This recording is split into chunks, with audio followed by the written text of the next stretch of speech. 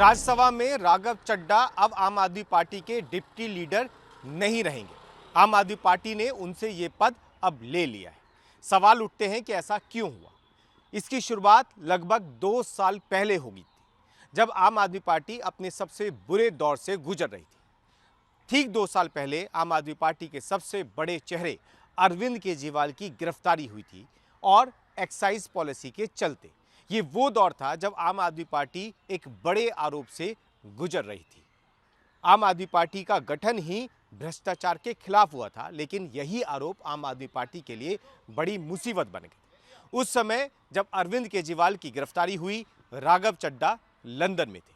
सबसे पहली वजह जो पार्टी के अंदर उनके खिलाफ आवाज तेज हुई, उनके विरोध में, वो यही थी। यहां से ही पार्टी के कुछ नेताओं ने नाराजगी जताई कि जब आम आदमी पार्टी के ऊपर सबसे बड़ी मुसीबत आई, उस समय राघव चड्ढा लंदन में ही मौजूद रहे और उन्होंने पार्टी का पक्ष किसी मंच पर नहीं रखा। हालांकि उसके बाद राघव चड्ढा को हरियाणा की जिम्मेदारी दी गई। हरियाणा में सीट शेयरिंग को लेकर कांग्रेस से जो बात करने की जिम्मेदारी थी, वो राघव चड्ढा के पास थी।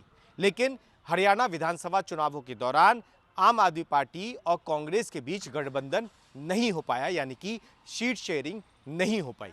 जिम्मेदारी राघव चड्ढा के पास थी, जिसमें वो फेल हो गए। ये दूसरी वजह थी।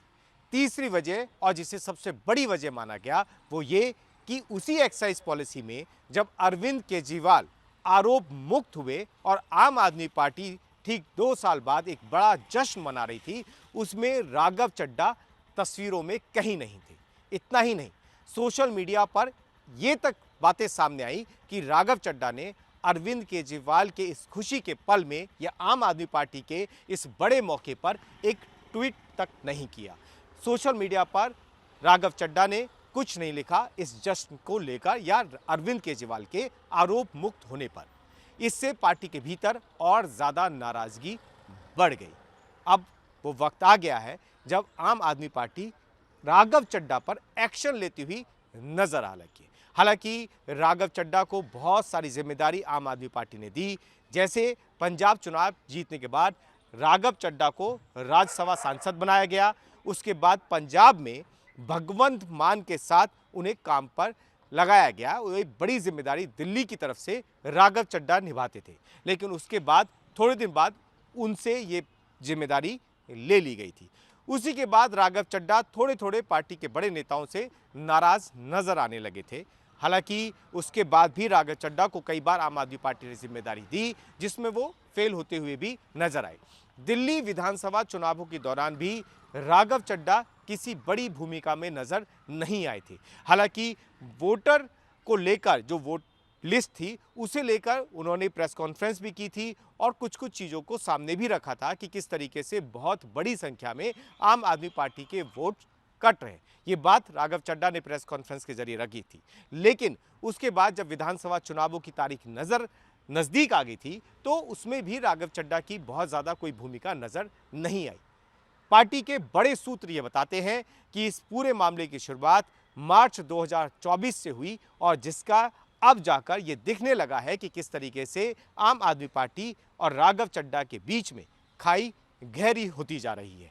तो ये 3 वजह थी जिन्हें लेकर सूत्र ये दावा करते हैं कि राघव चड्ढा पर ये कार्रवाई इन्हीं 3 वजह से हुई है। हालांकि पिछले 2 साल में राघव चड्ढा और आम आदमी पार्टी के बीच खाई गहरी होती चली गई और यही वजह है कि अब राघव चड्ढा से राज्यसभा में बड़ी जिम्मेदारी ले ली गई है। जीरो हमने इन्वेंट किया, हमने बताया दुनिया को, जहां योग है वहां रोग नहीं। सबसे पुरानी सभ्यता है हमारी। गुलामी से तो और देश भी लड़े भाई, पर आजादी के लिए अहिंसा का रास्ता बस हमारा था। अपने पसीने से जमीन सींचता किसान और घर में घुसकर मारने वाले जवान, बस इसी मिट्टी ने जने। इसके हाथ ने जब थामा जज्बा तो इतिहास रचे।